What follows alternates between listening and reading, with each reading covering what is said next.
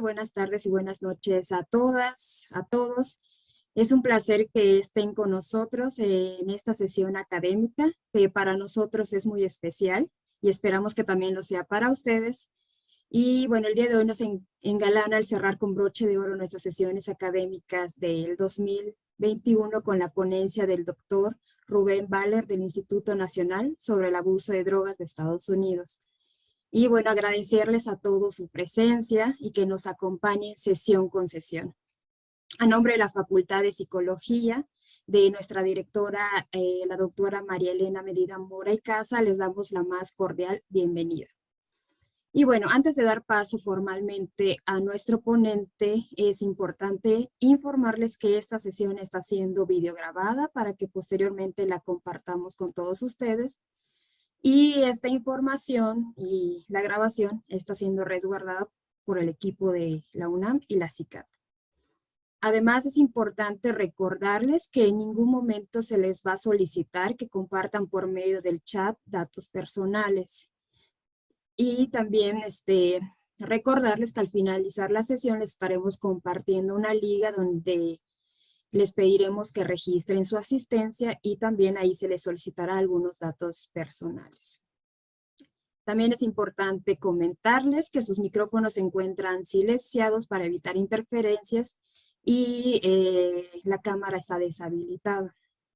Al finalizar la sesión, daremos un pequeño espacio para preguntas y comentarios que deseen realizarle al doctor. Y bueno, pueden hacerlo por medio del chat o bien hay una cajita donde dice preguntas y respuestas. Entonces, por medio de esas dos opciones, ustedes pueden poner sus comentarios y preguntas. Bueno, sin más preámbulo, quisiera darle la palabra al doctor José Luis Vázquez de la CICAT para que nos presente a nuestro ponente del día de hoy. Adelante, doctor. Muchísimas gracias, Diana. Un placer estar con ustedes el día de hoy, o la tarde, noche de hoy, lunes 6 de diciembre del 2021. Muy buenas tardes a todas, muy buenas noches a todas las personas que nos acompañan el día de hoy. Ya vimos la gran cantidad de países que están ahí anotando sus nombres, las personas desde donde se nos unen, República Dominicana, Ecuador, y bueno, un sinfín de nombres que aparecen en la lista, lugares varios de México, Guatemala, muchísimas amigos, amigas, Argentina, en Jujuy también, por supuesto, ahí están viendo en el chat todas las personas que nos comparten desde Portugal, desde donde se nos unen el día de hoy. Muchísimas gracias, es un honor a nombre de la CICAD, de la Comisión Interamericana para el Control del Abuso de Drogas, de su secretario ejecutivo, el embajador Adam Nam, pues es un placer darles la bienvenida. También a nombre de la jefa de la Unidad de Reducción de la Demanda, Jimena Kalavsky. Es un honor que nos acompañen y les agradecemos muchísimo a todas las personas su presencia el día de hoy. En particular, agradecemos el apoyo al equipo de la Facultad de Psicología de la UNAM, que ya saben ustedes que, bueno, pues aquí no están todas las personas en este momento con ustedes a cuadro en la cámara, pero es un verdadero equipo amplio y fuerte, equipo donde tienen un destacadísimo papel, especialmente las mujeres de la Facultad de Psicología, comandadas por la doctora Silvia Morales Chainé, nuestra aliada, nuestra amiga, y ya dijo la maestra Tsek también, de la doctora María Elena Medina Mora, directora de la facultad, y gracias al apoyo de estas personas, de esta institución, es que podemos realizar las actividades como la del día de hoy.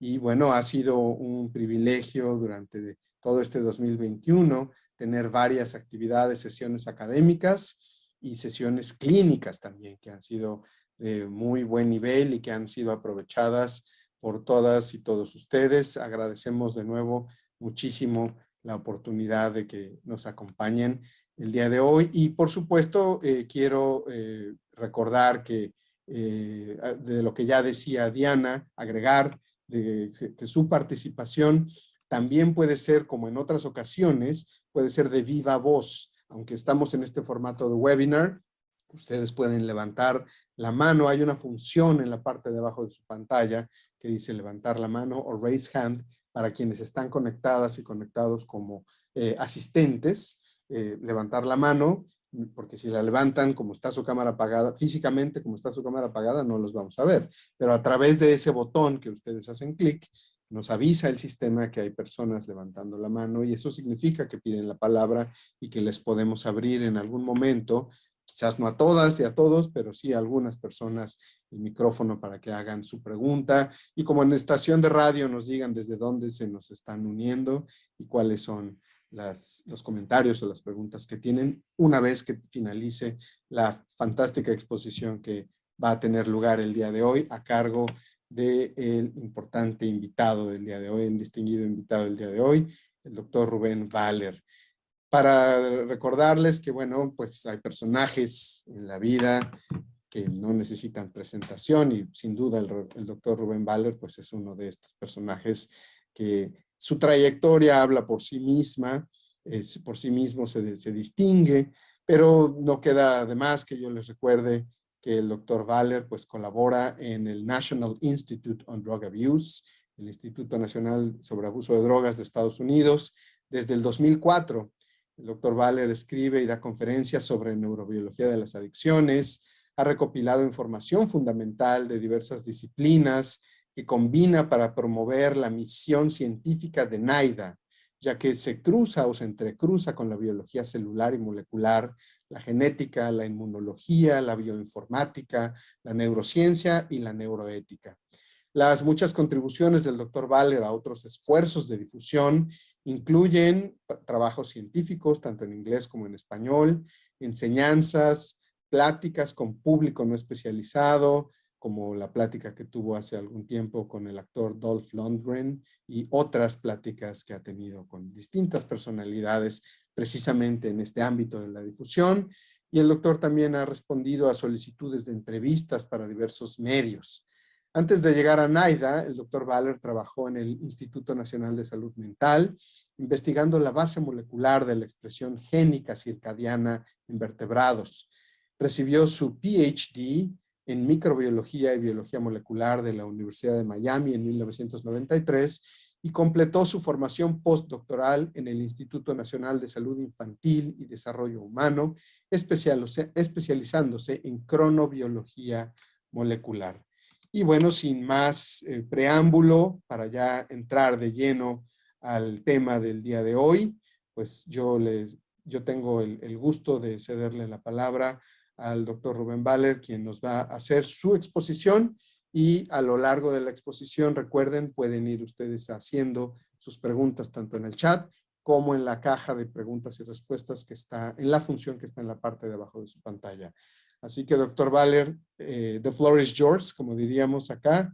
Tú tienes la palabra y pues adelante con la exposición. Muchísimas gracias. Bueno, muchísimas gracias, José Luis. La verdad que es un placer y les agradezco tanto a la UNAM como a la CICAD de la posibilidad de hablar a prácticamente toda Latinoamérica, especialmente Jujuy en Argentina. Les mando un saludo especial. Yo también soy argentino, a pesar de que me fui hace varias décadas del país, pero siempre guardo el país y su población en un lugar especial en el corazón. Así que un saludo especial a Jujuy y al resto de Latinoamérica.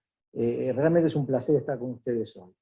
Entonces, como dijo Luis, mi nombre es Rubén Valer, trabajo para la Science Policy Branch en el NIDA, hace varios años ya. Y es realmente un placer para mí estar con ustedes aquí. Lo que trataré de hacer en la próxima hora es darles un paseo, una especie de tour, más bien evolutivo, de lo que de la forma en que yo veo, de la que me gusta hablar sobre la adicción, y cómo utilizar las lecciones de la neurociencia de los últimos 10, 15 años, y explotar esas lecciones para tratar de diagramar o de diseñar estrategias de prevención, enfoques de prevención un poco más efectivos. O sea, ese es más o menos el esquema de la presentación, cuyo título es Bases Neurobiológicas y Evolutivas, que es una parte central de la presentación, del riesgo y la prevención. Me interesaría empezar con esta pregunta de qué es la adicción. Creo que es un buen punto de comienzo para lo que quiero presentar. Porque la adicción se ha definido o se puede definir de muchas maneras distintas. Por ejemplo, algunos dicen que es una falla moral, que es un déficit de voluntad, una enfermedad de la voluntad propia, que es una enfermedad crónica, que es un trastorno del cerebro, pero para mis finalidades me parece que es mucho más útil, yo encuentro mucho más útil definir la adicción como la falla de un producto. Y es aquí donde empezamos a pensar de una forma más evolutiva. ¿Alguien me puede confirmar que ven este slide, la falla de un producto? Sí, se ve. Perfecto. Ok, entonces sigo, porque el cerebro es un producto, de hecho. Es un producto que está diseñado por la evolución para funciones bastante básicas y bastante únicas, como son el mantenimiento funcional, lo que llamamos metabolismo, el procesamiento de datos, que llamamos cognición, y interaccionar con el mundo, que es lo que llamamos conducta. Y estos tres módulos funcionales están diseñados en pos de una única función, que es la supervivencia y la reproducción. Ahora bien, este producto es realmente de una calidad increíble, es prácticamente milagroso, nos ha permitido desarrollar herramientas, el poder de abstracción, la agricultura, el arte, comunidades, civilizaciones, la ciencia y hasta los viajes espaciales. Pero como todo producto, este producto también puede fallar. Las fallas realmente se dan de tres modos, se pueden dar de tres modos distintos. Las fallas de un producto se pueden dar por errores de diseño, por errores de manufacturación o por condiciones extremas. Para darles ejemplos simples de estos tres tipos de errores fundamentales, me gusta mostrar errores de diseño, este diseño de un lápiz, por ejemplo, de prevención, donde dice too cool to do drugs. Es demasiado cool hacer drugs, y a medida que uno va sacándole punta a este lápiz, se convierte en do drugs, usa la droga, o sea, un error de diseño. Este es un típico error de manufacturación que todos conocemos, el recall, y condiciones extremas, un ejemplo muy simple. Cuando nos movemos al ámbito biológico, estos tres tipos de errores, acá les muestro estos ejemplos. Por ejemplo, la cantidad de veces que nos mordemos la lengua, nos mordemos adentro de la boca, porque simplemente no es un muy buen diseño, una muy buena idea colocar un elemento punzante y cortante como las muelas y los dientes, los caninos, cerca de una mucosa tan soft, tan blanda. Obviamente un error evolutivo de diseño. Errores de manufacturación es cuando pasa algo, por ejemplo, en la manufacturación, como la exposición al alcohol en el síndrome de alcohol fetal. Y las condiciones extremas me gusta mostrar el boxeo, que es un deporte que nunca entendí, que ilustra lo que yo llamo errores por condiciones extremas. Entonces, la evolución se trata de adaptación, obviamente. Y la adaptación se trata siempre de compromisos. Y los compromisos, como nos tenemos que comprometer, esto invita a la falla. Entonces, en el contexto del cerebro específicamente, el cerebro puede fallar por errores de diseño, por errores de manufacturación y por condiciones extremas. Hablando específicamente del cerebro, estos errores se traducirían en lo siguiente. Errores de diseño serían la discordancia evolutiva, y vamos a hablar más específicamente de esto. Errores de manufacturación son cosas que pueden pasar durante el desarrollo cerebral, tanto la gestación in útero como durante la preadolescencia y la adolescencia, o condiciones extremas que serían los eventos abrumadores a los que podemos exponer al cerebro. Hablemos primero de la discordancia evolutiva.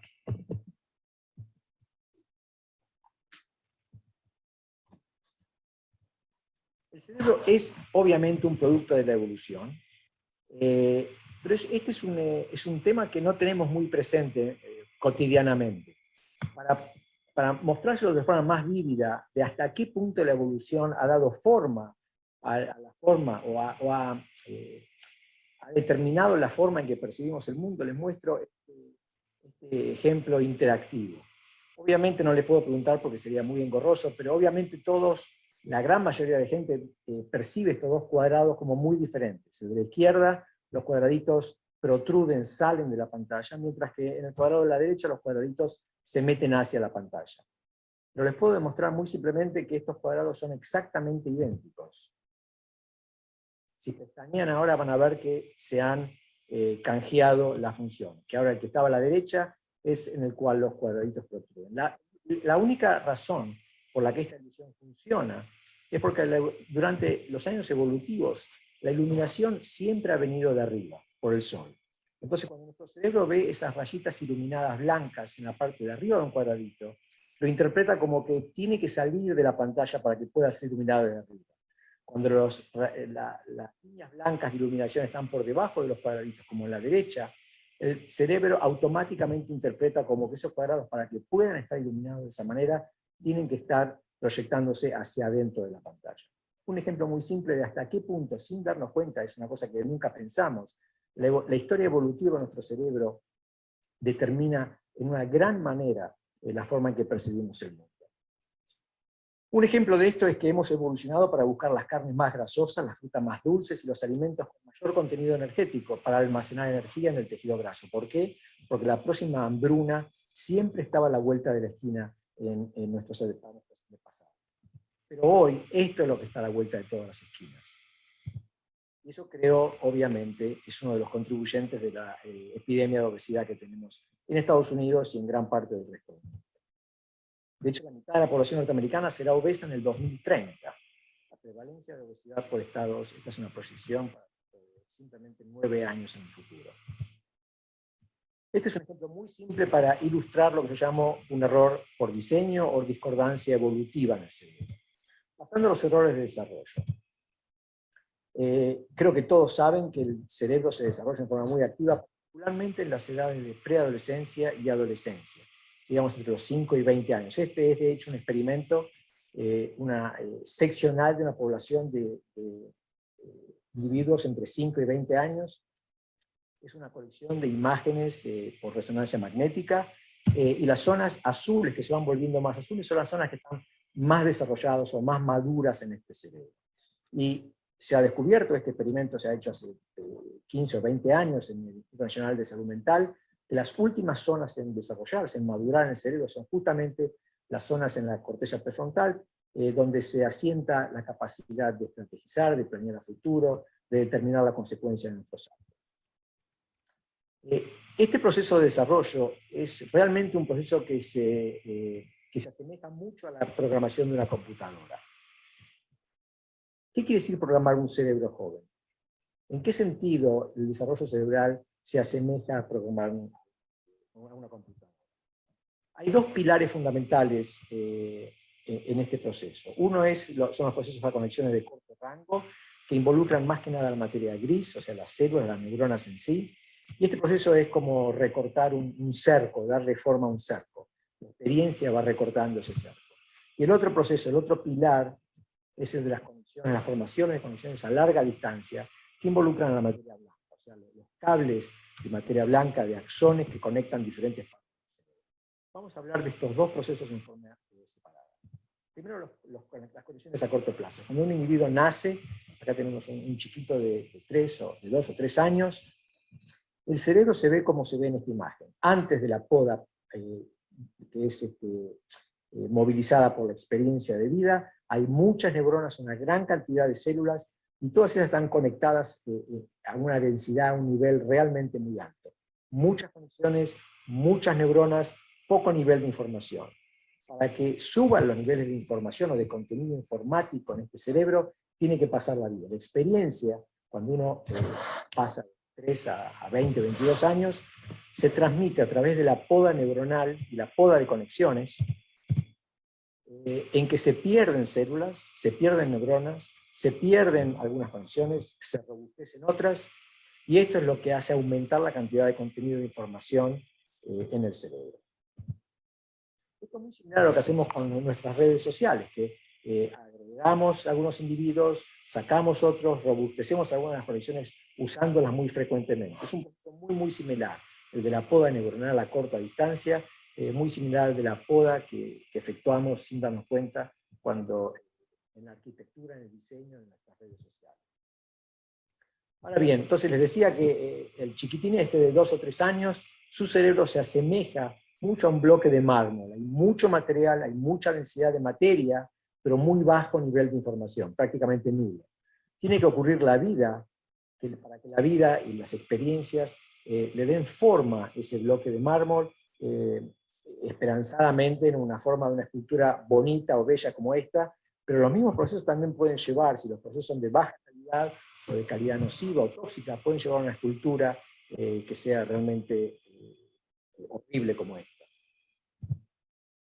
Pasando al segundo pilar de desarrollo de programación, que es el de la construcción de estas carreteras de información.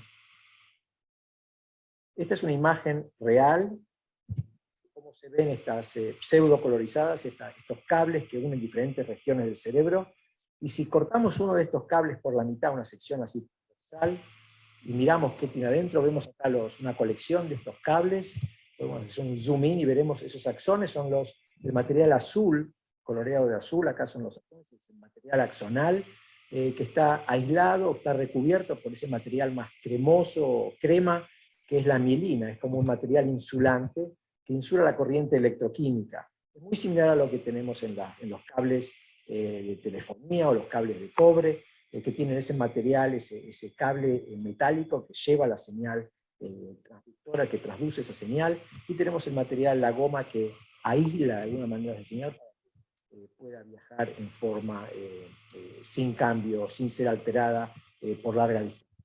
Esto es lo que permite que las señales nerviosas viajen por velocidades de entre 3 km por hora, son las señales que manejan el dolor, hasta 300 km por hora, que son las que modulan el movimiento de la corteza. O sea que hay diferentes tipos de fibra. Esto se los cuento porque durante la adolescencia, durante la etapa vulnerable de programación del cerebro, el ancho de banda, que es la capacidad de estos cables de transmitir información por unidad de tiempo, se multiplica por un factor de 3000 durante la adolescencia.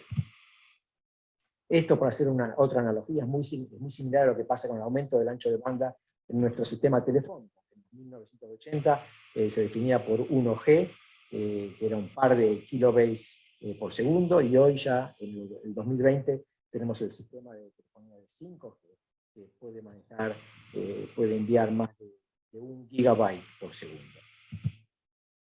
Entonces, la adolescencia, o la programación del cerebro, radica realmente en lo que pasa en el cerebro cuando se expone a experiencias, ese input y ese output que está dentro de ese circulito rojo.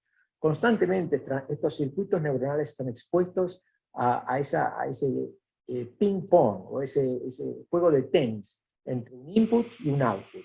Acá, por ejemplo, para ilustrarles lo que ocurre, les muestro esta imagen simpática de un bebé que toca la nariz de la madre, le toca el ojo y cada vez ve lo que pasa. Constantemente hay un input y un output. Ese cerebro está constantemente aprendiendo. Debido a la repetición del input y del output, estos circuitos neuronales se van reprogramando a través de la poda neuronal, de la poda de conexiones y del incremento de la banda, del ancho de banda. Esto es lo que quiero decir cuando hablamos del cerebro, del desarrollo cerebral, como programación cerebral. Estamos hablando de estos dos procesos básicos: optimizar la conectividad, que es uno de los propósitos, y el otro propósito del desarrollo cerebral es aumentar el ancho de banda. Ahora bien, esto,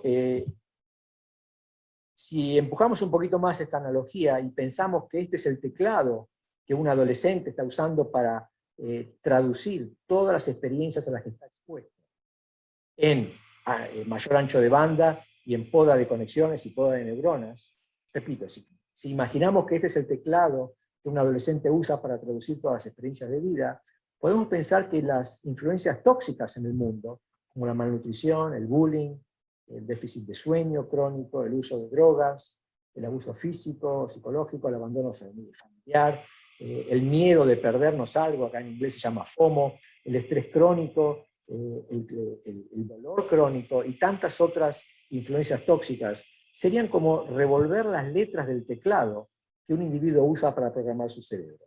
Lo voy a mostrar de vuelta porque esto es particularmente poderoso, me parece, como para explicar el efecto, el impacto de efectos tóxicos, de influencias tóxicas en el mundo, que pueden tomar muchos diferentes sabores, el impacto que pueden tener en el desarrollo cerebral, en nuestra capacidad de programar nuestro cerebro por vías saludables. Obviamente, el efecto de revolver el teclado dependerá de la etapa en que esto ocurre. Si revolvemos el teclado cuando el programa cerebral ya está terminado, digamos, a una edad de 22, 23, 25 años, el tipo de errores que el sistema va a arrojar serán de este tipo. Ha ocurrido un error, inténtelo más tarde. Esto es, por ejemplo, una intoxicación alcohólica en una persona de 30 años de edad. Será temporaria si la intoxicación no fue letal, obviamente. Será temporaria y pasará. Eventualmente la persona se volverá sobria de nuevo. Pues si revolvemos el teclado antes que el programa cerebral esté completo, el tipo de error que el sistema nos arroja es fundamentalmente distinto. El tipo de error que recibiremos será algo así. Ha ocurrido un error, intente reinstalar el programa. Esto es fundamentalmente distinto. Esta diferencia, esta etapa tan vulnerable durante la programación cerebral, explica por qué la adolescencia es el momento pico para la aparición clínica de la mayoría de las enfermedades mentales. Tanto hablemos de trastornos de déficit de atención, trastornos de ansiedad, trastornos de estado de ánimo, esquizofrenia, trastornos por uso de drogas o cualquier otro trastorno mental. Bien, pasemos a eventos abrumadores. Bueno, hablamos de los defectos, de las fallas por diseño, hablamos de las fallas por desarrollo, de manufacturación, y vamos a pasar a los eventos abrumadores.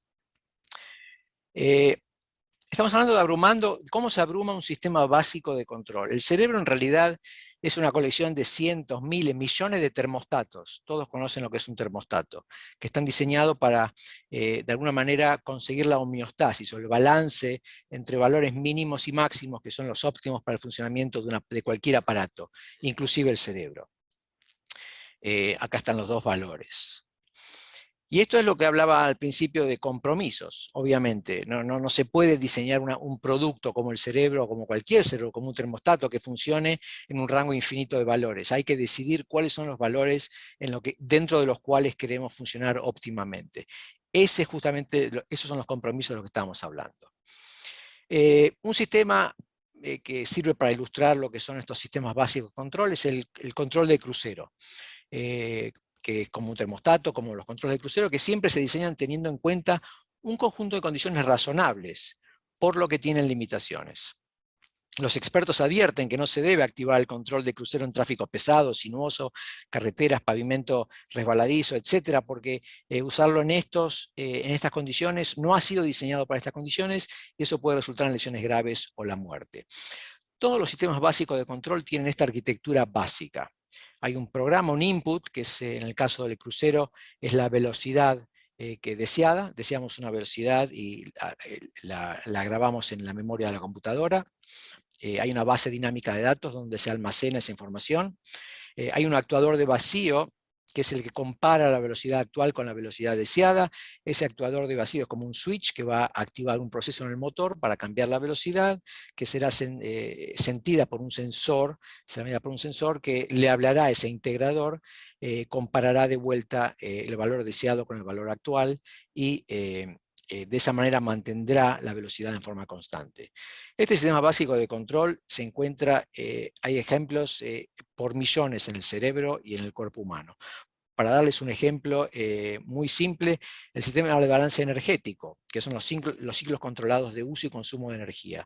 Antes de la comida la leptina está muy baja y la grelina está muy alta. Después de que uno come, la leptina sube, que es la hormona hecha por las células en el tejido adiposo, y la grelina baja.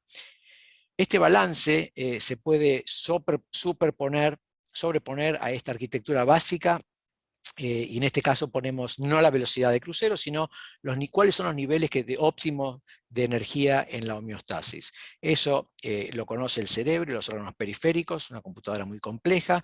A través de señales metabólicas se alimenta esta información al núcleo arcuado en el hipotálamo. Este hipotálamo es capaz de influenciar en forma muy poderosa la conducta apetitiva, que va a afectar la ingesta, y eso va a cambiar los niveles, las razones de grelina y leptina, que serán obviamente de nuevo retroalimentando el sistema y tratando de conseguir un nivel óptimo de energía.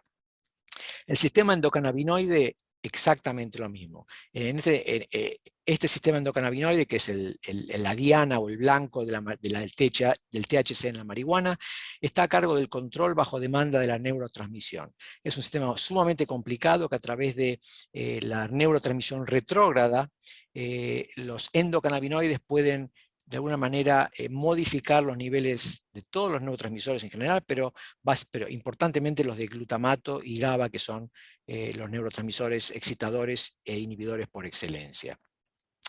Más específicamente, si sobreponemos el sistema endocannabinoide sobre este sistema básico de control y esta arquitectura, tenemos que los endocannabinoides están a cargo del balance óptimo entre excitación e inhibición en las redes neuronales. Eso está almacenado en cada sinapsis, en cada circuito neuronal, se almacena como el nivel óptimo. En la sinapsis se medirá la necesidad de elevar o bajar los niveles de excitación. Eso llevará a una síntesis de endocannabinoides como el 2-AG, que a través de transmisión retrógrada van a ayudar a que haya liberación o de glutamato o de GABA, afectando los niveles de excitación e inhibición en cada zona específica del cerebro. Esta es la función básica de los endocannabinoides. ¿Qué pasa con los sistemas de control de la conducta? Aquí estamos hablando de algo mucho más complicado, porque el input es el deseo y el output es la recompensa. Estas conductas dirigidas a un objetivo están influenciadas por 3 módulos básicos. Uno es el valor de la recompensa que se conoce, otro es la motivación de un individuo por conseguir esa recompensa, y otro módulo que afecta a esta conducta dirigida a un objetivo es el costo-beneficio. Si superponemos este tipo de esquemas sobre la arquitectura de estos termostatos, tenemos el deseo de recompensa, la motivación y el análisis de costo, que se almacenarán en el cerebro, en las zonas de recompensa. Habrá un integrador que está a cargo de los errores de predicción, que básicamente la zona más importante del cerebro a cargo de esto es la corteza orbitofrontal y la corteza anterior del cingulado. Aquí es donde se resta, donde se ve la diferencia entre el valor de la recompensa actual y la recompensa que esperábamos, de lo que predecíamos y de lo que obtuvimos. Esto estriado está a través del tálamo, alimenta la corteza motriz, que efectuará cambios en una acción, en una conducta que está dirigida a esa recompensa, y así se cierra el loop, y así es como los deseos de recompensa llevan acciones hacia esos diferentes objetivos. Esto es muy importante porque estos errores de predicción, las discrepancias en estos errores de predicción entre el resultado esperado y el actual generan cambios plásticos en la arquitectura del cerebro que sustentan el aprendizaje. Los mismos mecanismos son responsables de la transición entre conductas dirigidas hacia un objetivo y los hábitos automatizados, los que se pueden también traducir o incrementar en conductas, llegar a ser conductas compulsivas como las que vemos en la adicción. O sea que es el mismo proceso de conductas dirigidas a un objetivo cuando se sale de los parámetros que fueron diseñados por la evolución, por el compromiso evolutivo, pueden muy simplemente a través de un slippery slope, de una pendiente resbaladiza, pueden llevar a conductas compulsivas como la adicción. Los mismos procesos. Aquí tenemos que hacer un detour o un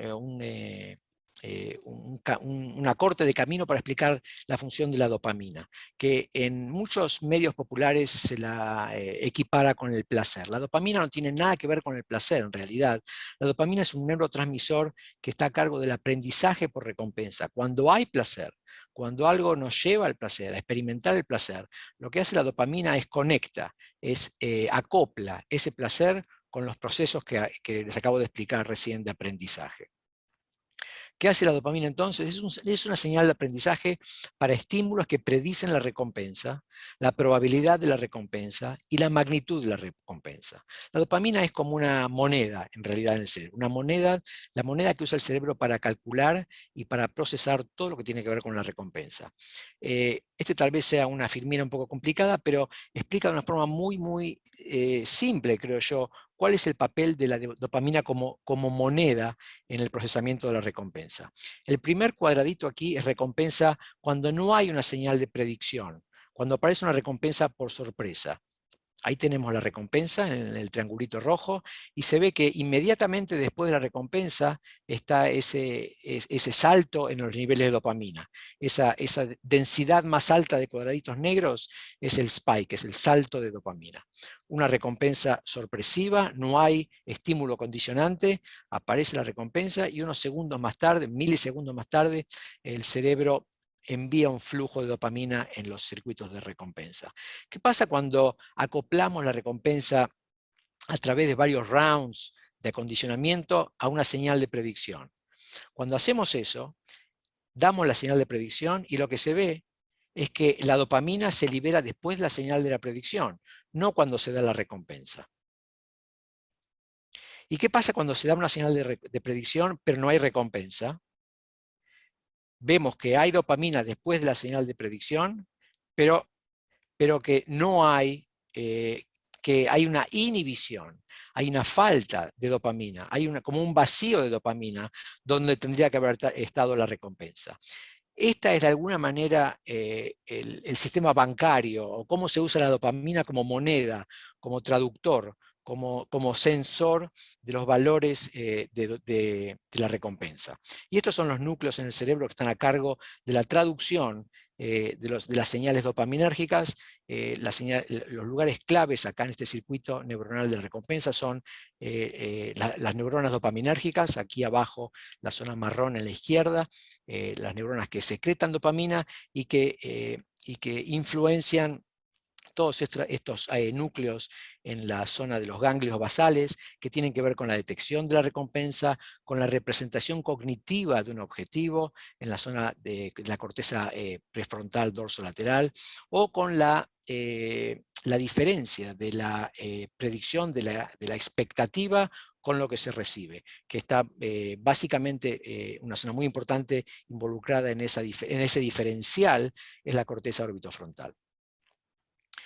Entonces, bien, hablando de los sistemas básicos de control, tenemos estos termostatos que son muy robustos siempre que el mundo nos enfrenta a condiciones que han sido diseñadas para ser manejadas entre esos valores. Pero siempre que nos corramos a la izquierda o a la derecha de esos valores, para los que el termostato fue diseñado, el sistema se volverá frágil. Este es un concepto que yo pienso que es fundamental para entender la adicción. Pensar en el sistema de recompensa como un termostato que está diseñado por compromisos intrínsecos al proceso de evolución a funcionar óptimamente entre dos valores, un mínimo y un máximo. Entre esos valores tenderá a ser muy robusto. Siempre que nos corramos de esos valores, el sistema tenderá a ser frágil. Cuando hablamos de dopamina, los ejemplos son cuando baja la dopamina por debajo de un valor mínimo, en la zona de la sustancia negra, por ejemplo, en el cerebro, se obtiene una enfermedad neurológica como el Parkinson's. Cuando tenemos una hipersecreción, hiperliberación de dopamina en las zonas de recompensa, la fragilidad se traduce o se manifiesta en lo que conocemos como adicción. El hecho que las recompensas naturales elevan la dopamina, y aquí tenemos una recompensa natural como el sexo. ¿Alguien me puede confirmar que se escucha bien? Sí, se sigue escuchando muy bien. Perfecto, Mucho mejor. gracias, gracias. Esta es una recompensa natural, que es el sexo. Acá tenemos en una jaulita un ratoncito macho que no ha visto una hembra por varias semanas, está bastante hambriento de una hembra, y cuando introducimos a ese female, a esa hembra en la jaulita, podemos medir a través de un electrodo insertado en el centro de los circuitos que miden la recompensa, en la zona del estriado, como vimos antes, podremos ver un salto en los niveles de dopamina aproximadamente del nivel 100 a 200. Esto es lo que el termostato dopaminérgico está diseñado para hacer con las recompensas naturales. El problema es que las recompensas no naturales, como la anfetamina, por ejemplo, son exageradamente mucho más eficientes en hacer saltar la dopamina. Aquí estamos hablando de una inyección endovenosa de anfetamina, puede ser el mismo ratoncito, y fíjense que estamos mirando en la misma escala, de 0 a 1000. La anfetamina es por lo menos de 5 a 10 veces más efectiva en producir ese salto de dopamina en los centros de recompensa del cerebro. La evolución nunca pensó que habría algún estímulo que pueda llevar los niveles de dopamina a estos números, a estas figuras. Y todas las drogas adictivas pueden lograr algo similar, tanto en magnitud como en el curso temporal de la curva suprafisiológica de dopamina. Todas las drogas adictivas tienen esta capacidad de llevar el termostato dopaminérgico a regiones en las cuales empieza a manifestar fragilidad. Acerquémonos a esa sinapsis, entonces, que está liberando dopamina en forma natural o en forma artificial en respuesta a las drogas, y veamos qué es lo que ocurre con la dopamina. Aquí tenemos un cartoon, un esquema muy simplificado de esa sinapsis, de ese punto de contacto entre dos neuronas, una que va a liberar la dopamina, es la que tenemos en la zona superior a la izquierda, que tiene esos globos llenos de estrellas amarillas. Esa estrellita es la dopamina que está a punto de ser liberada. Cuando llega la señal por la red, esa dopamina se libera, cruza por el espacio sináptico y se une a esas proteínas azules en la neurona postsináptica para traducir, para que la señal se transmita a través de toda la red y llegue al punto de destino.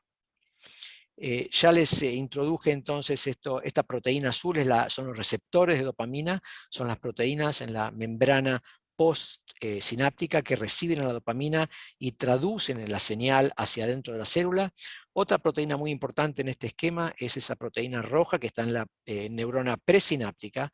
Estos son los transportadores de dopamina y su función es unirse al exceso de dopamina cuando la red quiere terminar la respuesta y reciclar el exceso de dopamina adentro de esos globitos de vuelta, como para reusarlos en el futuro. ¿Qué pasa si introducimos un estimulante como cocaína, por ejemplo, en esta sinapsis? La cocaína está representada aquí como estos globulitos, estos simbolitos verdes. La cocaína, también la anfetamina, tiene una afinidad muy alta por estos transportadores de dopamina y previenen su capacidad, los incapacitan y ya no pueden reciclar la dopamina que está en la sinapsis hacia adentro de la célula presináptica. El resultado de esto, obviamente, es que la señal sigue cayendo y la dopamina se magnifica a niveles suprafisiológicos, niveles exagerados que la evolución nunca se hubiera imaginado.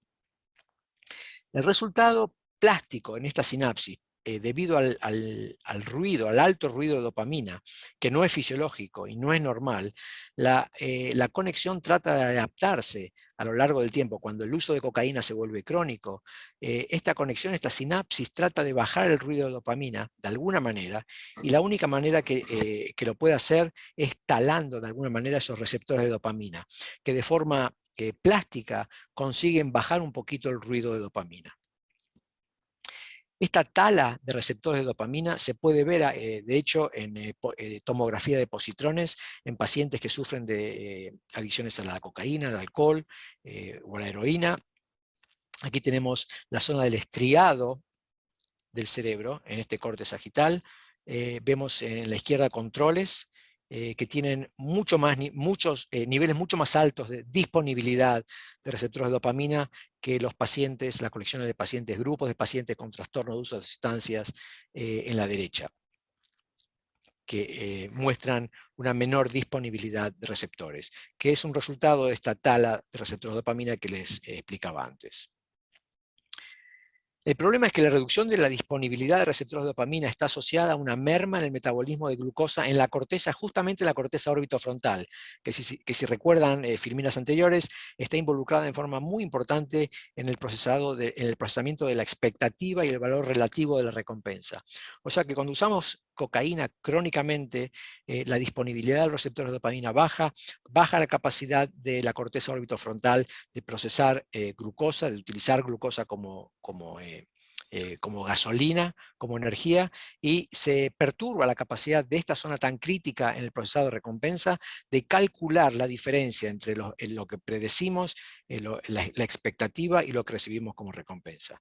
Dicho sea de paso, una cosa muy similar pasa en la obesidad mórbida. También hay una merma en la disponibilidad de receptores de dopamina y también esto correlaciona con una baja en el metabolismo de glucosa en la corteza orbitofrontal. Por lo que cuando hablamos de adicción, el proceso sí comienza en las zonas de recompensa, con discapacidad o disfunción o perturbaciones en la función de cómo se procesa la recompensa en el cerebro. Pero eventualmente la adicción, por lo que les acabo de mostrar, es como una onda expansiva de disfunción que empieza a perturbar otras zonas y otras funciones en el cerebro, importantemente la memoria y la emoción, las áreas encargadas de la motivación y eventualmente en una trayectoria larga de una carrera adictiva de uso de sustancias, las zonas en la corteza prefrontal y dorso-laterofrontal que están encargadas del control inhibitorio, de inhibir o de frenar impulsos prepotentes, de establecer estrategias a largo plazo de conducta, de ponderar las consecuencias de nuestros actos. Todo esto se ve afectado en una carrera de adicción a largo plazo. Entonces, si resumimos lo que les dije hasta ahora, ¿cómo es que las drogas abruman el control de los deseos? En un cerebro normal, esto es un cartón muy simplificado, tenemos un motor que es el que empuja nuestras conductas hacia un objetivo, dirigidas hacia un objetivo, digamos que es el motor, es el CPU de la computadora. Ahí habrá un drive, habrá un motor que decidirá si hacer o no hacer algo. Ese drive, ese motor está influenciado mayormente, en forma muy importante, por dos módulos principales. Uno es la recompensa, la significación de una recompensa específica que estamos por ir a buscar, y otro es la memoria de experiencias pasadas con esa recompensa. Estos dos módulos tienen influencia positiva sobre el motor del deseo. Por otro lado, tenemos el control en la zona de la corteza prefrontal, que tiene ese efecto inhibidor o de frenado, o que tendría que tener en un cerebro normal, ese efecto de control cognitivo, que nos permite ver el deseo en contexto. Por ejemplo, si estamos por agarrar una cuarta galletita de una jarra, la zona de control nos permite pensar si estamos haciendo dieta, si estamos solos, cuántas galletitas ya hemos comido hoy, cuánto hemos pesado a la mañana, nos está mirando alguien, todo eso, esas determinantes contextuales se procesan y calibran en las zonas del control. El problema es que en un cerebro adicto, y esto eventualmente nos permitirá decidir si ir o no ir por un objetivo definido. En un cerebro adicto se ven diferencias fundamentales. Por lo pronto, por lo que les acabo de contar, la influencia de los módulos de recompensa y de memoria son realmente suprafisiológicamente agrandadas, se agrandan suprafisiológicamente, están muy, muy exageradas sus influencias. Y por otra parte, las zonas de control se debilitan por el efecto crónico de las drogas indirecto a través de la recompensa, motivación, proceso de controles. Esto hace que el motor se sienta exagerado y que este individuo tienda a siempre ir hacia esos estímulos. Ahora bien, esto explica qué es lo que pasa en la adicción. Pero no explica por qué de 260 millones de adultos en los Estados Unidos, y si esta es la población que toma alcohol en forma regular, esta es la población que se vuelve adicta al alcohol. Esta es la población que utiliza tabaco en Estados Unidos, y esta es la población que se vuelve en forma regular, y esta es la población que se vuelve adicta al tabaco.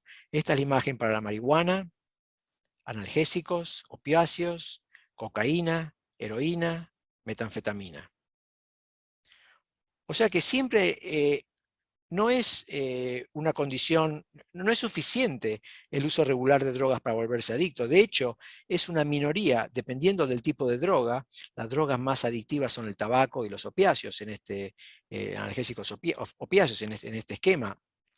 Pero siempre es una minoría que se vuelve adicta a raíz o a causa del uso regular de drogas. Y esto realmente es un tema muy importante de investigar. ¿Cuál es la diferencia, las diferencias interindividuales que hacen que una persona pueda utilizar cualquier tipo de droga legal, ya sea legal o ilegal, y que no se vuelva adicta? ¿Cuáles son esas diferencias interindividuales? Para explicar esto, he desarrollado, que tiene mucha injerencia en la prevención, he desarrollado un modelo de la adicción que es una analogía del queso suizo. Usando este modelo, me gusta imaginar a los individuos como paquetes de fetas de queso suizo que representan diferentes dominios fenomenológicos en el individuo. Una feta de queso suizo representará la genética, otra la epigenética, otra el desarrollo cerebral, otra el estilo parental, educación, entorno, etc. Hay cientos, si no miles de fetas de queso suizo o queso gruyère, depende del país, que hacen que cada uno sea el individuo que es. Estas fetas, obviamente, por ser fetas de queso suizo o gruyère, tienen zonas que tienen agujeros, que son las zonas por las que representan los riesgos de cada feta o de cada nivel fenomenológico, y zonas opacas, zonas sin agujeros que representan variables de prevención o variables de no riesgo, que nos protegen, de protección. Entonces, usando esto como modelo, para que una exposición a una droga, digamos una exposición al tabaco, se vuelva una adicción completa del otro lado de las fetas de queso suizo, las flechas de riesgo tienen que pasar por agujeros que están totalmente alineados. Y en la mayoría de los casos, por suerte, habrá una o más fetas de queso suizo que prevendrán, que bloquearán el paso de esa feta de queso, de esa flecha de riesgo. No tenemos tiempo de hablar de todas las fetas, pero creo que dos fetas son particularmente importantes. La de la genética, por ejemplo. Se habla mucho, y todos ustedes habrán escuchado, que el alcoholismo, por ejemplo, corre en familias, o que la adicción corre en familias, que es una cosa hereditaria. ¿Qué significa hablar de la adicción como un fenómeno hereditario? ¿Qué quiere decir específicamente? Para ilustrar el impacto genético en el riesgo de abuso y uso y adicción de drogas adictivas, vamos a volver a este esquema y hablar de estas dos proteínas. Si se recuerdan, aquí introduje el receptor de dopamina, que es la proteína azul, y el transportador de dopamina, que es la proteína roja. Entonces, les voy a ilustrar simplemente cómo variaciones muy simples en estas dos proteínas pueden causar variaciones muy significativas en el riesgo de uso de drogas y de adicción a estas. Esta es una población general, digamos que es una población naïve, virgen, de gente que nunca utilizó drogas, y las podemos dividir en dos, dependiendo de los niveles básicos que podemos medir en la disponibilidad de receptores de dopamina. Hay en la población general gente con niveles altos de disponibilidad de dopamina, receptores de dopamina, y gente que naturalmente tiene niveles bajos de receptores de dopamina. Estas dos poblaciones se pueden separar por tomografía de positrones. A estos dos grupos se le puede inyectar Ritalina, que es una droga estimulante que se usa para el TDAH, para el TAD, el trastorno de déficit de atención, pero inyectado endovenosamente es muy similar a la cocaína y puede producir una euforia similar a la cocaína. Lo que se vio es que en los individuos que muestran niveles altos, naturalmente altos, de disponibilidad de dopamina, esta inyección de Ritalina, de un estimulante similar a la cocaína, produce una experiencia aversiva. Niveles altos de receptor de dopamina, respuesta aversiva. Los que tenían niveles bajos de receptor de dopamina experimentaron en promedio una experiencia placentera. Movámonos ahora al otro gen, a la otra proteína, que es el transportador de dopamina, esa proteína roja. De vuelta a la misma población general, la vamos a dividir en dos grupos ahora, los transportadores de dopamina que tienen estos dos nucleótidos en la secuencia del transportador, que es el sabor GG, relativo, que es distinto de individuos que tienen otro sabor, el sabor TT, en esa posición a lo largo del gen. Estas dos poblaciones se pueden diferenciar si les damos un test psicológico, que es un test que mide impulsividad, se llama el Stroop test, y mide la capacidad de inhibir un impulso durante cuando se percibe un error en una carta. Lo que se demostró en este estudio es que los que tienen el sabor GG del transportador de dopamina tienen un buen control del impulso, mientras los que tienen el transportador de dopamina del sabor TT tienden a tener un bajo control de impulsividad. O sea, resumiendo, acabo de introducir solamente dos variaciones en dos genes, y simplemente con estos dos podemos generar este cuadrado de Panet, un Panet square genético, de la siguiente manera. Los receptores de dopamina que tienen que ver con el nivel de placer pueden ser altos y bajos, hay dos poblaciones distintas. Los altos, usaré a Tom Cruise como representante de esta población, tienen una experiencia aversiva, no les gusta la inyección de Ritalina. Mientras los bajos, los que tienen receptores bajos de dopamina, voy a usar a Charlie Sheen como representante de este grupo, porque la experiencia de la droga es placentera en este grupo. El otro grupo es el que mide la impulsividad, tiene que ver con los polimorfismos en los transportadores de dopamina. Vimos que hay dos sabores, el TT y el GG. Para los que tienen el GG, que son los que tienen un gran impulso un gran control del impulso, de la impulsividad, voy a usar a Monk, que es un actor, no sé si ustedes lo conocen, pero acá es que tiene una compulsión por el control, y como embajador de los representantes de los que tienen un bajo control de impulsividad, lo voy a usar a Mel Gibson, creo que todos ustedes lo conocen. Entonces, resumiendo, con estas dos proteínas, y simplemente con dos polimorfismos o dos variaciones en cada una de ellas, podemos generar grupos que tienen un nivel muy bajo de riesgo de uso de sustancias, porque tienen muy buen control de impulsividad, y aunque hayan sido expuestos a una droga en forma accidental, sentirán que esa experiencia es aversiva, no les causa placer. Y tenemos un grupo de alto riesgo porque tienen muy bajo control de impulsividad, y cuando se exponen a una droga, la respuesta tiende a ser placentera. Y por supuesto tenemos los fenotipos intermedios. O sea que solamente con dos proteínas y dos polimorfismos en cada una podemos generar una distribución de riesgo genético para el uso de sustancias y para la adicción. Tienen que imaginarse que estamos hablando de cientos, sino miles de genes que cada uno de ellos tienen pequeños efectos en este riesgo. Estas dos proteínas utilizo simplemente para ilustrar cómo es que variaciones genéticas pueden tener un impacto en el riesgo de abuso y de adicción. Y para la única otra carta o feta de queso suizo que les voy a comentar tiene que ver con el impacto del entorno. Y esto es una feta importante, porque si bien la feta genética también es muy importante, todavía no tenemos métodos para cambiar la razón o el riesgo, los agujeros en la feta genética. Sí tenemos métodos potentes para cambiar los riesgos, para modificar y manipular el riesgo y la prevención en nuestros entornos. El ejemplo que me gusta dar con respecto al impacto de los entornos en el abuso de drogas, en el riesgo de abuso de drogas de adicción, tiene que ver con la falta de sueño. En Estados Unidos, por ejemplo, despertamos a los chicos muy temprano para que puedan ir al colegio y entrar a las 6:30, 7. A veces los chicos los tenemos que despertar a las 5 de la mañana para que puedan llegar al autobús. Y esto es a pesar de que los patrones de sueño cambian con la edad. Este es un ejemplo típico en el cual el medio ambiente no respeta la biología del adolescente. Los chicos tienen este tipo de patrón de sueño, se acuestan temprano, se levantan temprano, pero una vez que llegan a la adolescencia tienden a acostarse naturalmente porque les cambia el cronotipo, tienden naturalmente a acostarse o tienden a acostarse más tarde, pero también a levantarse más tarde si los dejamos dormir.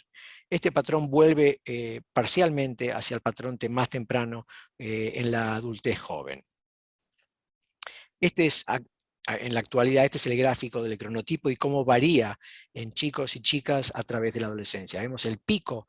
El pico de estos cronotipos se toma en biología como el pico de la adolescencia, que es el momento en que el individuo tiende a irse a la cama más tarde y tiende a levantarse más tarde si es que lo dejan. El problema con esto es que el comienzo del día escolar contribuye al déficit de sueño. Esto contribuye al déficit de sueño entre adolescentes. Esto es en agosto, el número de minutos de sueño que los chicos duermen en agosto, que es en el medio de las vacaciones en Estados Unidos. Aproximadamente 500, 520 minutos. En septiembre, después que empiezan las clases, durante las fines de semana duermen más o menos lo mismo, pero durante los días de semana duermen solamente aproximadamente 420, 430 minutos. Esto acumula aproximadamente 2 horas de déficit de sueño por día, lo que es realmente grave. Esto es al amanecer. Al atardecer también estamos mandando a los chicos con estos dispositivos que emiten luz a la cama, y solo Dios sabe hasta qué hora se quedan despiertos algunos de estos chicos mirando sus redes sociales. Por lo que la curva de sueño, que tendría que ser de 9 horas normalmente para un chico escolar, en edad escolar, se reduce tanto al anochecer como al amanecer, y puede terminar siendo una noche de 6 horas o tal vez menos. Esto no es gratis. Uno de los impactos de este déficit de sueño es sobre la disponibilidad justamente de los receptores de dopamina, que bajan en los individuos que sufren un déficit crónico de sueño. Y si se acuerdan, esta baja de la disponibilidad de receptores de dopamina en la población tenía correlación con una experiencia placentera cuando se inoculaban Ritalina. Las horas de sueño en un estudio de autorreporte se correlacionan con las conductas de riesgo selectas. Este es un estudio que se ha hecho varias veces y se ve en forma bastante repetible, que los chicos que duermen menos de 8 horas en las barras azules tienen una prevalencia significativamente mayor de fumar cigarrillos, de beber alcohol, de usar marihuana, estar activos sexualmente, sentirse deprimidos o inclusive tener ideas de suicidio. Entonces, el mensaje final es que tenemos que tener en cuenta cuando hablamos de prevención que estos tres fenómenos, genético, desarrollo y el entorno, interactúan de una forma muy, muy íntima y que tenemos que tratar de comprender, de investigar y de manipular lo más inteligentemente posible los tres dominios. Y que el cerebro puede fallar. Este tal vez sea el mensaje más importante. El cerebro es un producto y puede fallar por errores de diseño, de manufacturación y por condiciones extremas, que yo lo llamé discordancia evolutiva, errores de desarrollo y eventos abrumadores. Entonces, ¿cuál es el mensaje para alguien que quiere tratar de enfocar estrategias o enfoques de prevención un poco más basados en la neurociencia o en una forma distinta de pensar en las adicciones? Yo diría que si nos enfocamos en la discordancia evolutiva, para cambiar la falla y poder cristalizar el potencial real que tiene el cerebro humano, tenemos que pensar más inteligente en cómo diseñamos nuestro entorno. Les di el ejemplo del sueño, de cómo torturamos a nuestros adolescentes levantándolos a horas impensadas de la mañana y no dejándolos dormir lo que necesitan. Ese es un ejemplo simple, pero me imagino que ustedes pueden pensar en muchos otros más de los medio ambientes que diseñamos sin pensar en la discordancia evolutiva. Debemos proteger con más seriedad y compromiso y conciencia, basados en la evidencia, a los jóvenes, niños y adolescentes. Esta es una etapa realmente vulnerable durante la que se programa el cerebro que van a usar por el resto de sus vidas. Y tenemos que entender que somos robustos pero frágiles, y tenemos que educarnos, aprovechar nuestras fortalezas, pero también respetar nuestras limitaciones. Le dejo aquí mi email, mi dirección de email, por si quedan dudas que no sean evacuadas en los próximos 10, 15 o 20 minutos, si es que tenemos tiempo para preguntas. Y le devuelvo el floor a Luis. Muchísimas gracias, Rubén. Y bueno, también acá está ya Diana con nosotros. Ha sido una exposición brillante y por supuesto que ha generado ahí varias preguntas, comentarios. Ahora procedemos a que Diana nos ayude a moderar esta sección, que claro, tenemos ahora sí que el tiempo que tú puedas regalarnos, Rubén, por favor. No hay problema. Adelante, Diana. Muchas gracias, doctor. Y bueno, en este momento voy a leer algunas de las preguntas que nos han realizado a través del chat y también en la sección de preguntas y respuestas, y también recordarles que pueden solicitar la voz por medio de levantar la mano. Bueno, una de las primeras preguntas que nos realizan, doctor, es Karina Ernesto. Nos comenta: quisiera saber cómo impactan las drogas a nivel de córtex prefrontal en los adolescentes y cómo se trabaja con ellos para la rehabilitación. Me parece que ya fue contestada esta pregunta, pero no sé si quisiera puntualizar algo al respecto. Bueno, lo importante de la pregunta es cómo se trabaja con los adolescentes. Lo que me gustaría recalcar, que la gente se lleve como mensaje a la casa, es que uno de los factores más importantes para rehabilitar o energizar a un adolescente para que quiera subirse a una trayectoria saludable de vida es utilizar, explotar de alguna manera la motivación interna.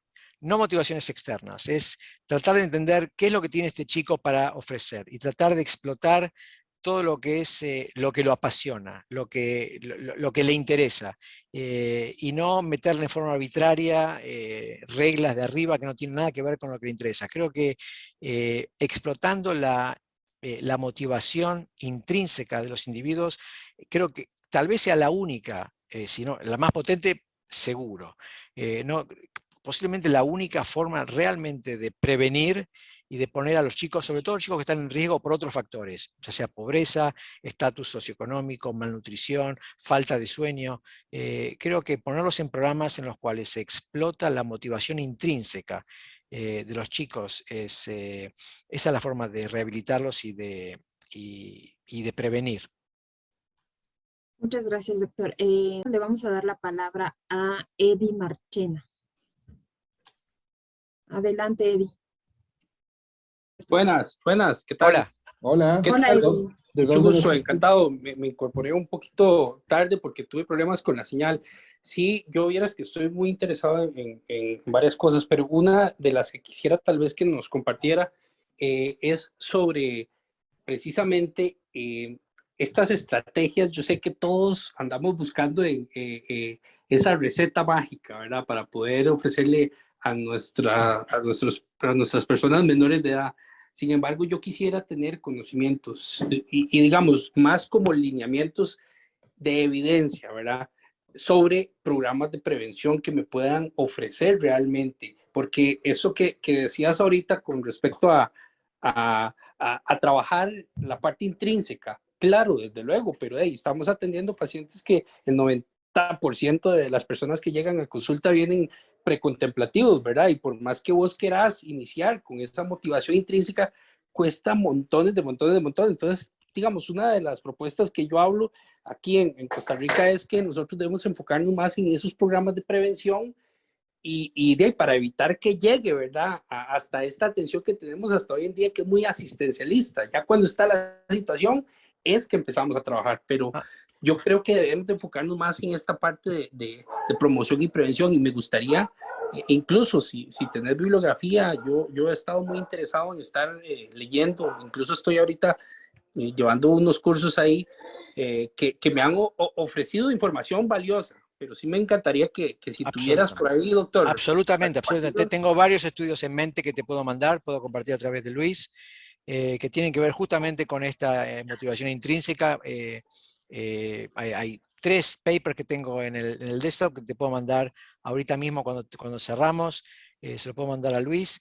Y por supuesto el trabajo de Carol Dweck, de Mindset, que vos conocés. Hay que separar, vos hablaste un poco de tratamiento y prevención, son dos mundos totalmente distintos. Sí, Yo, mi respuesta anterior tenía que ver con la prevención, chicos que no están involucrados con la droga, realmente son solamente prevención.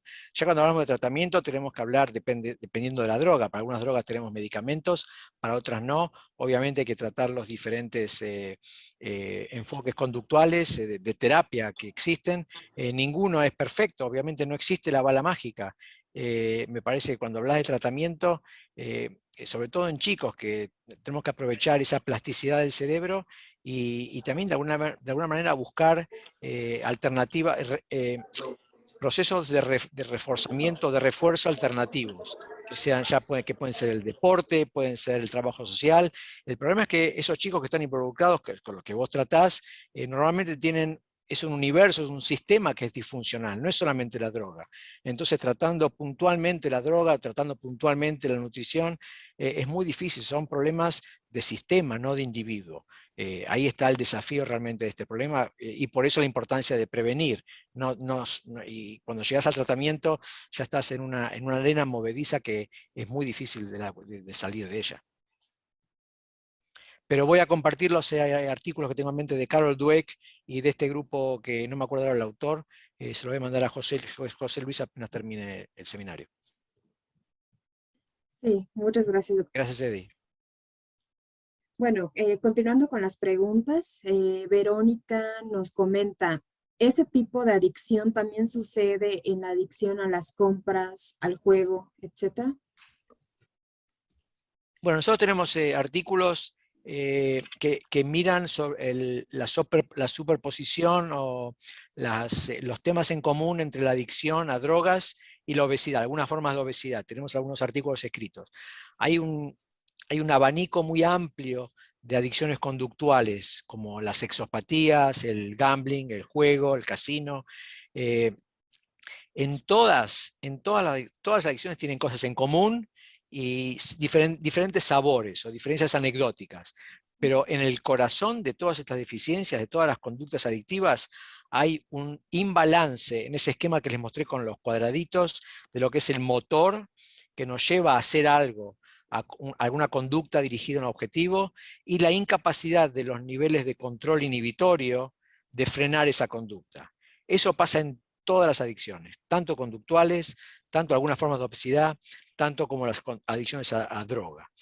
Por supuesto que muestran diferentes sabores o diferentes colores, dependiendo qué tipo de adicción. Pero at the core, en el centro de las adicciones, está ese imbalance entre los circuitos impulsivos, que es el sistema 1 del cerebro, y los circuitos de control, que tendrían que frenar los impulsos prepotentes, que es lo que se llama el sistema 2 en el cerebro. Gracias, doctor, por la respuesta. Le vamos a dar en este momento la palabra a Yadira Agüero. Yadira, ya puedes habilitar tu micrófono. Buenas noches, ¿se me escucha? Sí, Sí. ¿nos puedes comentar de dónde nos acompañas? Sí, yo soy de Perú, soy todavía estudiante de psicología, soy más o menos en La Oroya, no sé si es conocido, pero desde ahí. Un familiar me pasó el link y la verdad quedé muy sorprendida, más que nada como un comentario. Es un gran privilegio por haber escuchado al doctor Rubén Valer. La verdad, estoy muy emocionada de poder participar en esta ponencia. Muy interesante, demasiado interesante, hace que vuelva a amar la carrera que estoy escogiendo. Y la verdad, muchísimas gracias. Estoy muy, muy, muy agradecida. Es muy honorable, como le dije, haber escuchado la ponencia del doctor Valer. Muchísimas gracias. La información fue totalmente perfecta, clara y didáctica. Gracias. Gracias a ti, Yadira, por acompañarnos. Bueno, continuando con un poco con las preguntas, Graciela nos comenta, ¿el uso de la Ritalina en niños puede ser un factor que predispone en su adolescencia al consumo de sustancias? Bueno, esto es más... Bueno, el tema, lo retrotraigo de vuelta a la analogía del termostato. Los termostatos están diseñados para funcionar entre dos valores, mínimo y máximo. Los chicos que tienen trastorno de atención deficitaria tienen los valores de dopamina naturalmente más bajos de lo normal. Entonces lo que hacemos con la Ritalina, idealmente, o lo que trataríamos de hacer es traer esa dopamina a los niveles de robustez, entre los valores óptimos. O sea que esos chicos, en teoría, y la epidemiología demuestra que esto parece ser cierto, los estamos trayendo, estamos empujando la dopamina hacia los niveles óptimos diseñados por la evolución. No es que los estamos llevando a la zona de fragilidad. Son chicos distintos. Cuando se usa legítimamente, cuando están diagnosticados apropiadamente por un clínico, el trastorno de atención deficitaria es, la raíz de ese trastorno es una disfunción, una merma de tenor, de tono dopaminérgico que se trata de rescatar con dopamina externa, con la Ritalina, que es como un estimulante. Por supuesto que es oral, no es endovenoso. Es muy importante la velocidad con la que se eleva dopamina. Con la Ritalina oral, la velocidad el incremento en la dopamina es muy lento porque es oral y es muy distinto de la cocaína cuando se insufla, cuando se mete por las narinas. Cuando es tan rápido sí es muy adictivo. Esa es la diferencia entre una dosis oral y una dosis inyectada. Pero entonces, te repito, lo importante es que la epidemiología, los estudios que se han hecho hasta hoy en día, después de un par de décadas de haber usado clínicamente la Ritalina, es que estos chicos no están a riesgo de mayor adicción. Por supuesto, cada paciente es distinto, tiene que estar legítimamente diagnosticado y controlado, monitoreado en forma regular por el clínico para que no pierda eficacia. Gracias, doctor. Walter Enrique nos comenta, entiendo con el ejemplo de las fetas de queso que el entorno es el factor menos importante. ¿Es así? Más Más importante. importante. Ok, gracias. Por mucho Bueno, más importante. José María Carrera nos comenta, ¿cómo se sabe si una persona tiene más o menos receptores de dopamina? Esto como para efectos preventivos. Esto solamente se hace en investigaciones. No hay hoy monitores. Si una persona es millonaria, con mucho dinero se puede comprar el aparato y ponérselo en la casa y medírselo. Pero esto no se hace de forma privada. No es un test como de diabetes o de colesterol que uno se puede hacer para prevenir. Es una muy buena pregunta, es una buena idea, pero es sumamente caro y solamente se utiliza en el contexto de investigaciones. Gracias, doctor, por responder. Alma Teresa nos comenta, ¿la adicción a un medicamento puede afectar también a nivel prefrontal? ¿Qué medicamento tenés en mente? Bueno, la persona solamente nos dice medicamento. Bueno, es una pregunta un poco vaga. Depende de qué medicamento. Hay receptores como, por ejemplo, hay gente que está usando el cannabis medicinal, y lo pongo entre comillas.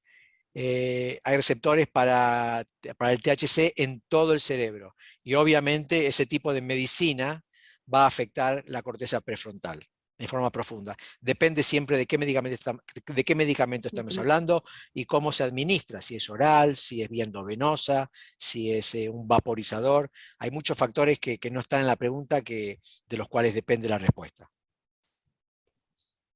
Gracias, doctor. Y bueno, algunos participantes han levantado la mano y les vamos a dar la palabra a Gabriela Uribe. Gabriela, ya puedes activar tu micrófono y comentarnos desde dónde nos acompañas. Hola, buenas tardes. Buenas Hola, tardes. buenas tardes. Mucho gusto, doctor. Soy Gabriela Uribe de la Ciudad de México y pues bueno, súper interesante la ponencia. A mí me interesaría escuchar su punto de vista sobre la técnica de la entrevista motivacional para poder ser utilizada en este tipo de situaciones cuando hay adicciones. Y también preguntarle, ahorita que mencionaba lo del cannabis, ¿qué relación conoce usted entre el cannabis y el tratamiento para el trastorno del espectro autista? Muchas gracias. Ok, primero la intervención IM o intervención motivacional. Bueno, tenemos un abanico, hay una serie de terapias conductuales que se han demostrado efectivas para diferentes trastornos de uso de sustancias. Cada paciente es distinto. El IM o la intervención motivacional es una de las terapias basadas en la evidencia, obviamente, como el tratamiento con contingencia, con management, administración de contingencia o de premios. No sé si la pregunta es específica, tenés una pregunta específica al respecto, pero ¿qué pienso de IM? Pienso que es uno de los tratamientos que tienen más evidencia, uno de los que está en la lista de tratamientos basados en evidencia. Con respecto al cannabis, obviamente es un tema muy controversial. Lo único que te puedo decir en el ámbito del cannabis medicinal que tiene cierto tipo de evidencia, si hablamos del cannabis, el humo, fumado, el cigarrillo, es para ciertos tipos de dolor en algunos pacientes con dolor crónico, que tiene cierta evidencia. El THC, que es un fitocannabinoide que se extrae del cannabis, se puede purificar o se puede sintetizar en el laboratorio, tiene evidencia sólida, se puede usar para la náusea por quimioterapia, por ejemplo, para el síndrome, el wasting syndrome, que sufren las personas con SIDA, por ejemplo, y está aprobado por el FDA. Es un cannabinoide, no es cannabis, es un compuesto específico, concreto, que se puede sintetizar. Y el CBD se acaba de aprobar también por el FDA. Es un CBD, es otro compuesto concreto que se puede extraer del cannabis. Ha sido aprobado recientemente para un tipo de epilepsis que es refractaria al tratamiento en gente joven, en chicos. No hay ningún otro estudio que provea evidencia ni de cannabis, que es el compuesto complejo en el humo, en el cigarrillo, ni de cannabinoides, que tenga evidencia robusta en ninguna otra indicación, incluyendo el autismo. Así que todo eso, hoy por hoy, queda en el ámbito o en el contexto de la anécdota, no de la evidencia científica rigurosa, que esté basada por estudios clínicos. Muchas gracias, doctor. Gracias, Gabriela, por tu pregunta. Jocelyn Sánchez nos pregunta, ¿el trastorno de personalidad antisocial se podría entender como un error de desarrollo o como una condición genética? Pues no es mi especialidad, tengo que abrir con eso. No es mi campo, pero si no hay, puede ser que haya trastornos antisociales que tengan un componente genético, no lo sé, seguro que hay contribuyentes, pero sospecho Sospecho que el contribuyente mayor es un error de manufacturación. Es algo que pasó durante el desarrollo cerebral, tanto en la gestación in útero o durante la adolescencia, que ha producido que esos centros que tienen que procesar la recompensa, tanto social como otro tipo de recompensa, o las emociones, que no dialogan bien entre ellos, que no se mandan paquetes de información en forma efectiva y que no dialogan, que no conversan. Para que un cerebro funcione en forma saludable y adaptativa en su entorno, tiene que haber un diálogo constante entre diferentes partes. Hablamos mucho del impulso en las zonas emocionales del cerebro y las zonas del control en la corteza prefrontal. Tiene que haber un diálogo constante entre esos sistemas para que haya un cerebro, una respuesta adaptativa. Me imagino que, y esos diálogos se forjan durante el desarrollo. Y hay un montón de influencias tóxicas que pueden descarrilar esos procesos. Me imagino que, no sé si está estudiado, no es mi campo, pero es por ahí donde yo buscaría la respuesta. Ok, doctor, muchísimas gracias. José María Carrera nos pregunta, cuando hay una sobreestimulación de dopamina en la sinapsis, ¿es factible que se generen más receptores en la neurona y que esta modificación sea parte de los efectos del síndrome de abstinencia? ¿O es la tala de receptores lo que la provoca? El síndrome de abstinencia tiene que ver con la plasticidad en todo el cerebro. Hay zonas y tiene que ver con la tolerancia, que es que cada vez uno requiere más y más droga para los mismos efectos, y con la dependencia, uno se vuelve dependiente. El cerebro, por los cambios plásticos, por ejemplo, la tala de dopamina es un cambio plástico, que cambia la forma en que el cerebro funciona y que lo hace dependiente a la dopamina externa. Imagínate, por ejemplo, un cerebro que en vez de tener 10 receptores, ahora tiene 5 receptores. Y no hablemos de droga, hablemos de sexo. Cuando vos tenés sexo, habría un salto de dopamina. Pero esa dopamina ahora ve 5 receptores enfrente, no 10. O sea que el placer o el aprendizaje de placer asociado con ese sexo va a ser mucho menor. Por eso la gente que está crónicamente adicta a una droga, por esta tala de dopamina, siente en general anedonia. Hay una falta de placer por recompensas naturales. No quieren salir con amigos, no van a ver películas, nada les interesa. Lo único que le interesa a ese cerebro es lo que puede llegar a estimular esos pocos receptores que quedan. ¿Entendés? Entonces eso es lo que causa, eso contribuye al síndrome de abstinencia, esos cambios plásticos. La dopamina es uno de tantos. Hay cambios plásticos en el sistema opioide, en el sistema endocannabinoide, y todo eso junto hace que haya, que emerjan esos síndromes de abstinencia que van a ser específicos para cada droga, porque cada droga tiene cambios, genera o engendra cambios plásticos que son distintos, que son drogoespecíficos. Ok, doctor, muchísimas gracias. Continuando con las preguntas, María Yolanda nos comenta, ¿el trabajo preventivo se enfocará en los entornos estresores, proporcionando herramientas necesarias para disminuirlos como prioritarios? ¿Es así? Sí, obviamente hablamos de los efectos tóxicos, el revolver del teclado durante la programación del cerebro. El estrés crónico es uno de los mayores revolvedores de teclados que existe en el mundo, sobre todo cuando hablamos de chicos que son tan sensibles al estrés crónico, el estrés psicológico, el estrés físico. Obviamente es uno de los factores que hay que quitar del medio ambiente de los chicos cuando se están desarrollando. Muchas gracias. Jaime Alexander nos pregunta, ¿la dependencia emocional de un paciente se puede considerar como algún tipo de adicción?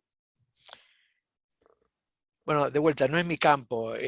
Acá estamos hablando de semántica. Estamos extendiendo el significado de la palabra dependencia. No es una dependencia química o una dependencia neurotransmisora, es una dependencia psicológica. Y me gustaría no especular al respecto porque no es mi campo. Estamos pasando de la psiquiatría biológica a la psicología y prefiero no arriesgarme. Muchas gracias, doctor. Sí, y Marisabel nos comenta si podía explicar brevemente los receptores endocannabinoides y el consumo de marihuana. Bueno, eso es un problema de educación, que nadie sabe. Hablamos de la medicina, de la marihuana como medicina, hablamos del THC, de que es una cosa natural, Y nadie sabe lo que es el sistema endocannabinoide, que es un sistema crítico en el cerebro para regular todo tipo de funciones, desde la memoria hasta la función ejecutiva, hasta la coordinación motriz y el desarrollo cerebral.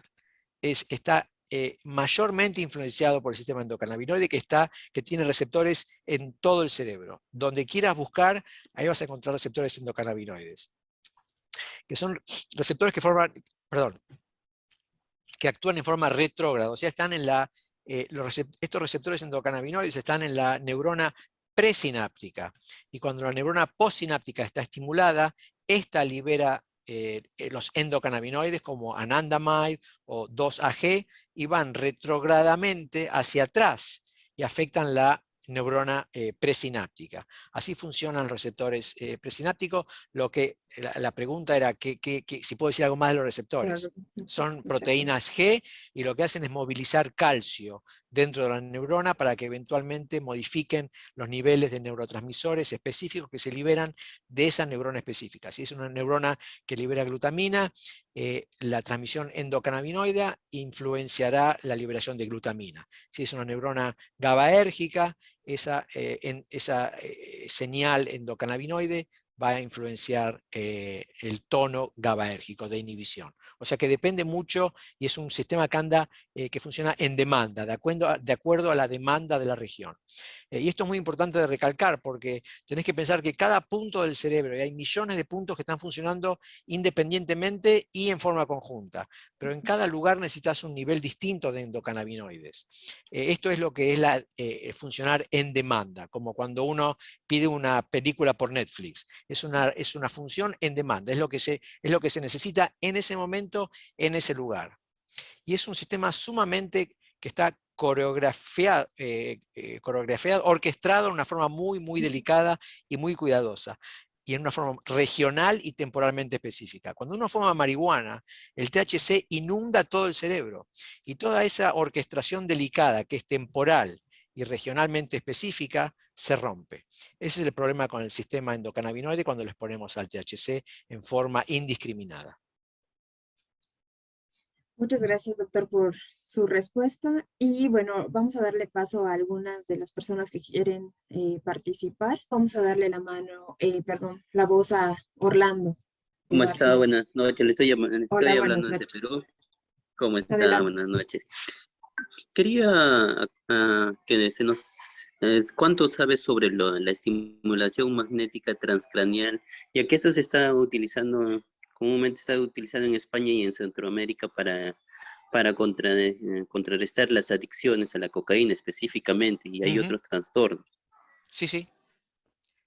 No sé mucho, pero sé que hay muchos estudios y que tienen preliminarmente, los estudios iniciales son muy prometedores. Tanto la estimulación magnética transcraneal como el deep stimulation, la estimulación profunda que puede llegar a núcleos que no son accesibles a ese tipo de estimulación transcraniana. Pero es muy prometedora. Como bien decís vos, hay estudios, sobre todo en Italia. El que supo ser el director intramural del NAIDA tenía un grupo en Italia que trabajaba en este tipo de estudios en cocaína, y los estudios a los que yo leí, un par de estudios recientemente, son de hecho muy prometedores.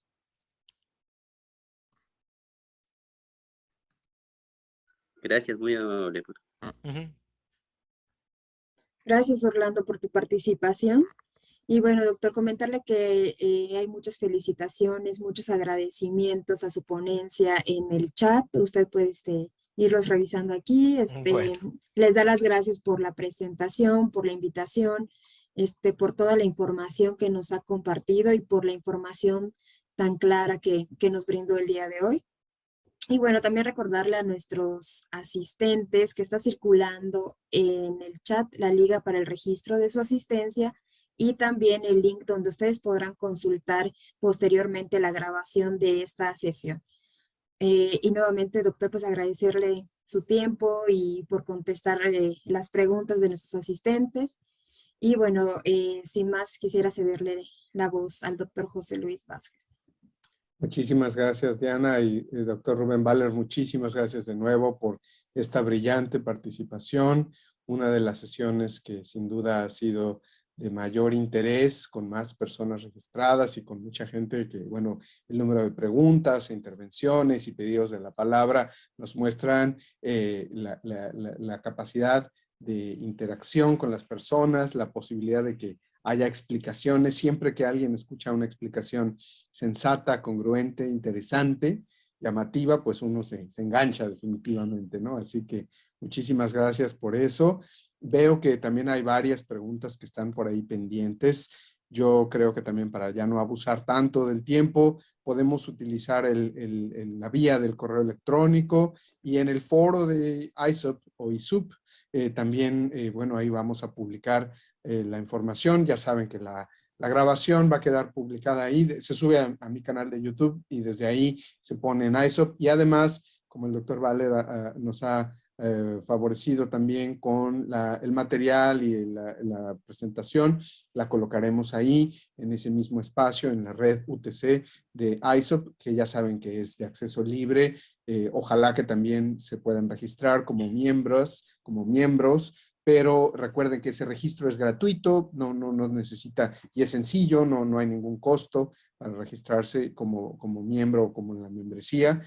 Pero bueno, pues va a estar ahí toda la información disponible para que ustedes la puedan revisar en el momento que consideren. Y ya nos ponía el doctor Valer ahí también su correo de contacto para que haya oportunidad quizás de escribir ahí más directamente. NAIDA siempre está muy abierta, la institución, muy al pendiente de los pedidos de los países. Cuando yo trabajaba en la Comisión de Drogas en México, siempre había una excelente disposición de parte de NAIDA para brindar información, material, asesorías. Incluso hice en algún momento alguna pasantía por ahí muy breve, y siempre tienen también este foro internacional que ya está próximo a realizarse, y que hay ahí un deadline pronto para enero de presentar trabajos. Así que algunos de ustedes que también tienen esta posibilidad de presentaciones, quizás sea de interés participar desde esta perspectiva. Yo solamente quiero no dejar en el tintero una pregunta que vi muy reiterada, y que también, como está con mucho, tenemos poco tiempo, nada más, el nombre específico con el cual se vincula este fenotipo del receptor GG en cuanto al test que ustedes, bueno, hay muchos estudios al respecto. Pero ¿El del transportador de dopamina, decís? Exacto, sí, el del transportador. El test se llama STRUP. Uh-huh. STRUP test. Exacto, para la impulsividad. Sí, es el test de impulsividad. Exacto, porque ahí lo que pasa es que si ustedes revisan en el caso de la asociación entre estas mediciones o estas variables, van a encontrar que se mide de diferentes maneras. Pero en este caso específico es el test STRUP, que, bueno, no sé si fue la corte, cuál cohorte es la que hayan utilizado, o la que estamos refiriendo en este caso específico, porque incluso hay hasta en modelos animales este tipo de mediciones. Ah, sí.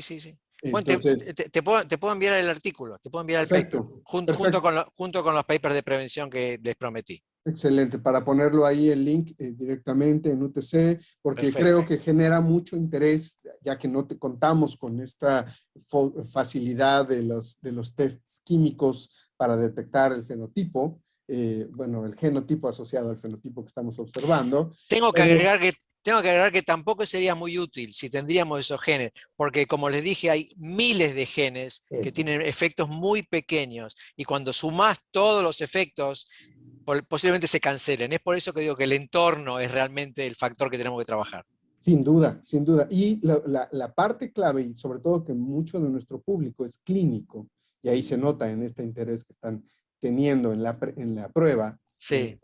Nuestro público sabe que, aunque no tengan a su disposición el test genético, quizás un parámetro indirecto que también es útil clínicamente es la medición, en este caso, de la impulsividad. Y entonces, ya al saber que el STRUP, que no está validado en todos los países hispanoamericanos, pero que sí hay estas, y lo que también hemos dicho siempre cuando hablamos de ponentes de Estados Unidos como en el caso de Naida, muchas veces estos tests se han podido utilizar en población hispana que está acá en Estados Unidos, que no necesariamente la validación es en Hispanoamérica, pero eso ya les da un carácter de mayor aplicabilidad en ese sentido. No, pero hay muchos test que están validados. Creo que para medir impulsividad también está el del balón, por ejemplo, que se infla un globo. Hay muchos test que se pueden utilizar. Sin Si duda, alguien está sí. interesado en medir impulsividad. Exacto, entonces por ese lado creo que ahí también hubo mucho interés de parte del público con relación a la impulsividad, como una de las medidas que indirectamente nos van a dar una referencia, un referente con relación a este fenómeno que se explicaba en la diapositiva y que tiene una intrincación muy íntima con relación a esta variación genética, ¿no? Claro. Pero muchísimas gracias de nuevo por esta información tan útil y sobre todo, insisto, la perspectiva tan interesante, tan fresca, tan agradable, esta charla amena que siempre ha sido. Y bueno, yo agradezco nuevamente muchísimo, en particular a Naida, a nombre de la Comisión Interamericana para el Control del Abuso de Drogas, del embajador Adam Nam, el secretario ejecutivo, a nombre de Jimena Kalavsky, la jefa de la Unidad de Reducción de la Demanda. Extendemos un agradecimiento muy, muy fuerte a Naida, a su directora, por supuesto al doctor Rubén Baller y sin duda que al equipo de la Facultad de Psicología de la UNAM, que es gracias a ustedes que esto es posible. Y bueno, pues Rubén, un último mensaje de cierre. No, les agradezco a ustedes por la invitación y por la atención. Fue una presentación extendida, les agradezco muchísimo. Una gran oportunidad. Gracias.